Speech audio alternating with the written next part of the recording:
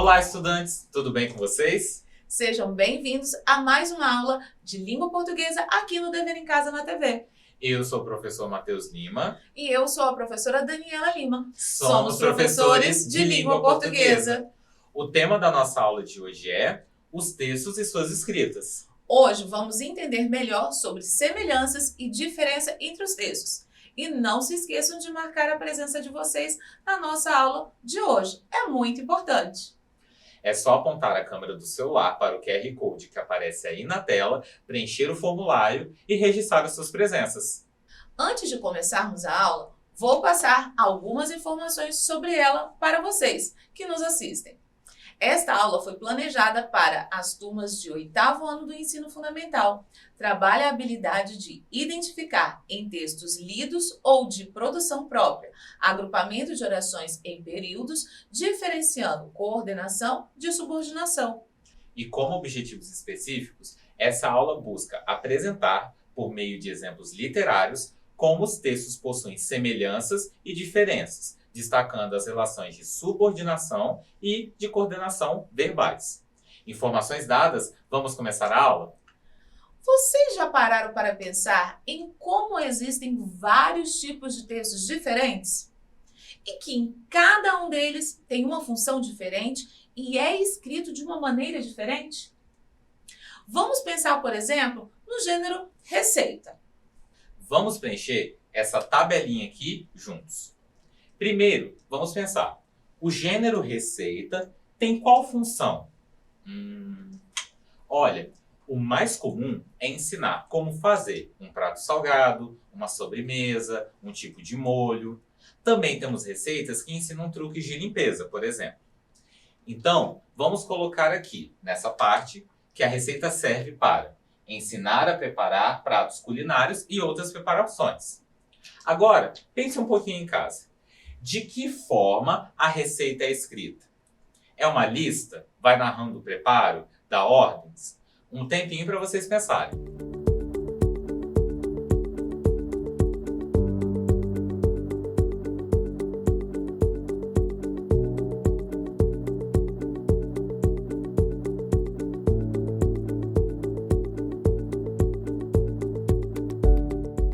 E aí, conseguiram pensar?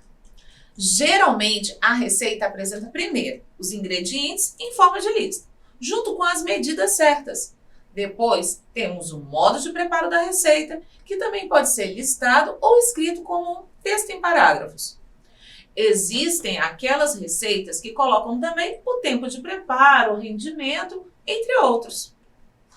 Agora, vamos pensar em outro gênero textual, o manual de instruções. Vamos completar juntos. A função de manual de instruções é o quê? É mostrar como monta ou como funciona um objeto. Por exemplo, um aparelho eletrônico. Mas de que forma o manual de instruções é escrito? Vocês conseguem me dizer? Pensem aí em casa. E aí, pensaram? Bom, existem diversos tipos de manuais de instrução, mas, de maneira geral, eles são escritos da seguinte forma. Olhem só. São apresentadas instruções e o passo a passo de montagem ou de funcionamento. Como aquilo deve ser montado, em uma lista numerada. Podem haver ilustrações para mostrar onde está e como deve ser feito aqueles procedimentos. Agora, vamos pensar em outro aspecto. Sabiam que a receita e o manual de instruções têm algo em comum? Esses dois gêneros textuais fazem parte do tipo textual injuntivo, que engloba gêneros textuais que servem para ensinar alguma coisa ou para dar ordem sobre algo. Mas deu para perceber que, mesmo fazendo parte de um mesmo grupo, com funções parecidas, a receita e o manual de instruções não são a mesma coisa, não é mesmo? Enquanto a receita ensina pratos culinários, truques de limpezas e coisas do gênero, o manual de instrução ensina como devemos montar ou usar alguma coisa. Contudo, os dois gêneros apresentam ingredientes, componentes e o passo a passo de preparo ou de construção, uso. Como deu para perceber, os textos podem apresentar semelhanças e diferenças entre si. Vamos analisar dois textos e conferir que forma eles são construídos. Vocês já ouviram falar de O Pequeno Príncipe? O Pequeno Príncipe é um romance, ou seja, uma história escrita em abril de 1943, pelo escritor e aviador francês Antoine de Saint-Exupéry. Ele conta a história de um aviador que acaba ficando perdido no deserto do Saara. E lá ele encontra um garoto que é loiro e frágil, que diz ser o príncipe de um planeta distante. E ali, na convivência com o piloto perdido, tanto o piloto quanto o príncipe repensam seus valores e encontram o sentido da vida. Vamos ler um trecho da obra? Nessa parte, o aviador relembra brevemente a sua infância e os desenhos que ele fazia. Então vamos lá, seguem comigo. Certa vez, quando tinha 6 anos, vi um livro sobre Floresta Virgem, Histórias Vividas. Uma imponente gravura. Representava ela uma jiboia que engolia uma fera. Eis a cópia do desenho. Dizia o livro: as jiboias engolem sem mastigar a presa inteira. Em seguida, não podem mover-se e dormem os 6 meses da digestão. Refleti muito, então, sobre as aventuras da selva e fiz com um lápis de cor o meu primeiro desenho. Meu desenho número 1 era assim. Esses trechos são um ótimo exemplo do tipo textual narrativo. Vamos conhecer mais sobre eles? Esse tipo de texto é definido por uma escrita que relata acontecimentos e situações que podem ser fictícias ou verdadeiras. São apresentados tempo, espaço e personagens. E a história segue com os acontecimentos se desenvolvendo. Nos tipos textuais narrativos, é muito comum que a escrita possua a presença de orações coordenadas para apresentar e prosseguir com os acontecimentos. Vamos conferir juntos? Antes, relembrando rapidinho para vocês. A oração é uma frase que possui verbo, como no exemplo aqui. Eu gosto de você. Temos o verbo gosto, o verbo gostar. E, portanto, essa frase aqui é classificada como uma oração. E as orações podem estabelecer relações entre si, como é o caso das orações coordenadas, que são aquelas que não dependem uma da outra, de uma outra oração, para fazerem sentido. Vejam um exemplo. Almocei e dormi em seguida. Aqui temos 2 verbos. Almocei, dormi. Então, quer dizer que nós temos 2 orações. Podemos fazer a divisão desse exemplo. Vejam. Almocei, dormi em seguida. Percebam que ambas as orações, as duas, elas podem ser lidas separadamente. Elas fazem sentido sem a outra. Entendemos cada um perfeitamente. E vamos ler uma parte do trecho do livro que trouxemos para vocês. Vejam só. Dizia o livro: as jiboias engolem, sem mastigar, a presa inteira. Em seguida, não podem mover-se e dormem os 6 meses da digestão. Refleti muito, então, sobre as aventuras da selva e fiz, com lápis de cor, o meu primeiro desenho. Meu desenho número 1 era assim. Vamos pegar a última frase aqui para analisarmos. Em seguida, não podem mover-se e dormem os 6 meses da digestão. Observe essa última parte aqui. Não podem mover-se e dormem os 6 meses da digestão. Vamos identificar os verbos? Olhem só. Temos nessa parte os verbos mover, ok? E dorme. Verbo mover e dormir. Portanto, temos 2 orações. Vamos dividir essa parte em 2 orações separadas. Então, ficou da seguinte forma. Não podem mover-se e dormem os 6 meses da digestão. 2 orações. Vejo que ambas as orações podem ser lidas separadamente e continuam sendo compreendidas. Não sentimos falta de nenhuma informação. Portanto, temos aqui um exemplo de oração coordenada. Agora, vamos ler um outro texto baseado na obra O Pequeno Príncipe. Esse pequeno trecho é de um artigo de opinião chamado Concepção de Amizade, escrito por Marina Aranha. A autora escreve uma opinião sobre o sentimento de amizade depois de ter lido O Pequeno Príncipe. Vamos ler juntos? Eu, particularmente, nunca fui uma pessoa de muitos amigos. Talvez os meus amigos mesmo completem uma mão, ou duas, três talvez. Por contraditório que isso pareça, nos tempos atuais, em que a popularidade é supervalorizada, afirmo, sem medo de errar, que tenho muita sorte. Nessa parte aqui, a Marina expõe uma realidade pessoal para dar prosseguimento ao texto. A autora, ela disserta suas impressões e opiniões para construir o seu artigo de opinião, que é um exemplo de texto dissertativo. O tipo textual dissertativo é aquele que o autor apresenta um tema ou assunto e se posiciona em relação a ele, apresentando uma argumentação baseada em fatos, estudos, conceitos e opiniões pessoais. Nesse tipo textual, o autor deve apresentar o tema, problematizá-lo, apresentar propostas e realizar uma conclusão das suas ideias. Em textos que o autor apresenta a sua opinião, é muito comum a presença de orações subordinadas. Orações subordinadas são aquelas que necessitam de uma oração principal para fazerem sentido. Vejam só esse exemplo. É necessário que você venha à reunião. Aqui nós temos dois verbos. Olha lá, eu tenho o que é o verbo ser, e o venha, que é o verbo vir. Aqui nós temos duas orações. Observe, é necessário, eu divido aqui, ó. É necessário.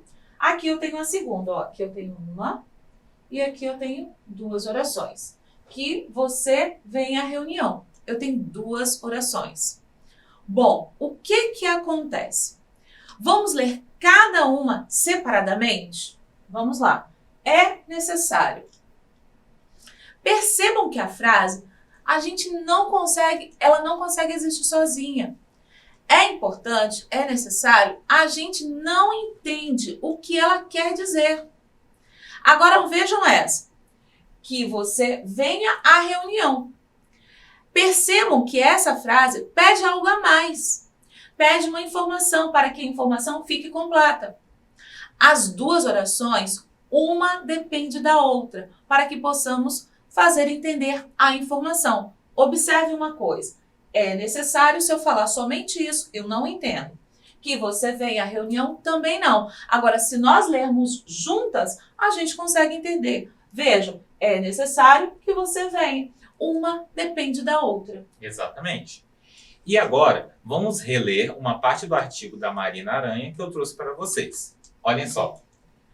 Por contraditório que isso pareça, nos tempos atuais, em que a popularidade é supervalorizada, afirmo, sem medo de errar, que tenho muita sorte. Vamos observar a última frase desse trecho aqui. Vamos fazer uma pequena modificação na oração para analisá-la. Afirmo, sem medo de errar, que tenho muita sorte. Eu só vou tirar o sem medo de errar, então, ok? Então vai ficar, afirmo que tenho muita sorte. Temos duas orações. Vamos ver? Se tem duas orações, quer dizer que eu tenho dois verbos. Eu tenho os verbos afirmo e tenho. Dois verbos, duas orações. Aqui fica a primeira oração, aqui eu tenho a segunda oração. Certo? Bom, vejam que, novamente, o que acontece?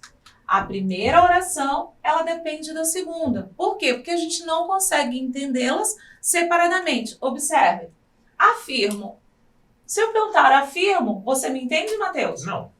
Ele provavelmente vai fazer qual a pergunta? Afirmo o quê? Pois é. Afirmo que tenho muita sorte. Quer dizer que a segunda oração depende da primeira para completar. Eu só consigo entender quando as duas estão juntas. Afirmo que tenho muita sorte. O afirmo é a oração principal, pois não apresenta nenhum conectivo. Isso é uma conjunção. Já a segunda ela é a oração subordinada. Por quê? Porque ela apresenta a conjunção que é o conectivo. Beleza, mas agora vocês podem estar se perguntando, como que esse monte de informação está relacionada uma com a outra? Calma que a gente explica. Na aula de hoje, a gente quis mostrar para vocês que os textos eles possuem semelhanças e diferenças. Ao trazer para vocês um texto narrativo e um texto dissertativo, mostramos que eles apresentam estratégias de escrita diferentes, como é o caso do uso de diferentes tipos de orações. Orações coordenadas são muito utilizadas em textos narrativos, uma vez que, nesse tipo de texto, vão sendo adicionadas informações a todo tempo. As orações subordinadas aparecem em textos dissertativos, pois as informações elas estão entrelaçadas, dependem uma da outra para a construção do sentido e, consequentemente, da argumentação nesse tipo de texto. Agora que já aprendemos mais sobre essas semelhanças e diferenças entre os textos, que tal praticarmos nossos conhecimentos com algumas atividades? Vamos lá? Vamos lá! Bom, a questão número 1. Por qual motivo as orações coordenadas estão presentes em textos narrativos? Letra A. É uma norma da escrita de textos narrativos. Letra B. O texto deixa de ser narrativo sem as orações coordenadas. Ou a letra C. Porque textos narrativos apresentam sequências de ações e orações coordenadas auxiliam a organizá-las. Um tempo para vocês pensarem.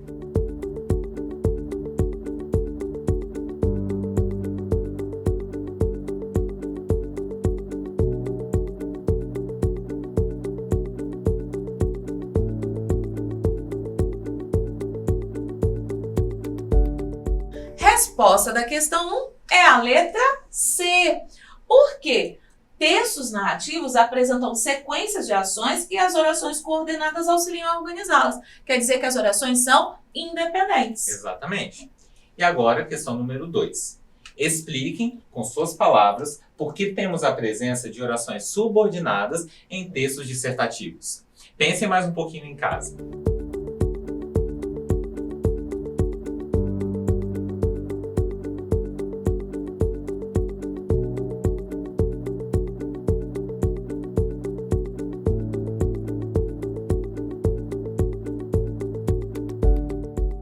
Resposta da questão 2. E aí, o que vocês responderam?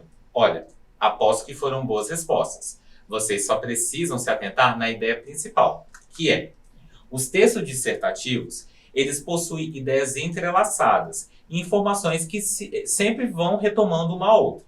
Sendo assim, muitas ideias dependem umas das outras, bem como ocorre nas orações subordinadas. E a nossa aula está chegando ao fim. E por isso, queremos lembrar vocês de marcarem as suas presenças no nosso encontro de hoje. É muito importante. É só vocês apontarem a câmera do celular para o QR Code que aparece aí na TV, preencher o formulário e marcar a presença de vocês. Agora, vamos revisar o que vimos hoje? Nessa aula, nós analisamos e refletimos sobre a função e a escrita de diferentes textos. Relembramos o que são orações e o que mais, Dani? Relembramos as orações coordenadas e subordinadas e refletimos sobre semelhanças e diferença dos textos. E antes de nos despedirmos, que tal um desafio? Vamos ler o trecho a seguir. Camilo teve medo e, para desviar as suspeitas, começou a rarear as visitas à casa de Vilela. Este notou-lhe as ausências. As ausências prolongaram-se e as visitas cessaram inteiramente. A cartomante de Machado de Assis. Agora me respondam em seus cadernos. Esse trecho é um texto narrativo ou dissertativo? 2. O trecho apresenta uma oração coordenada ou subordinada?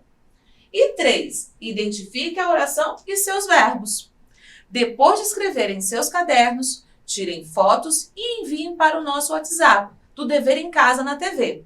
O número é 27 99 661 0143. Vou dar um tempinho para vocês copiarem.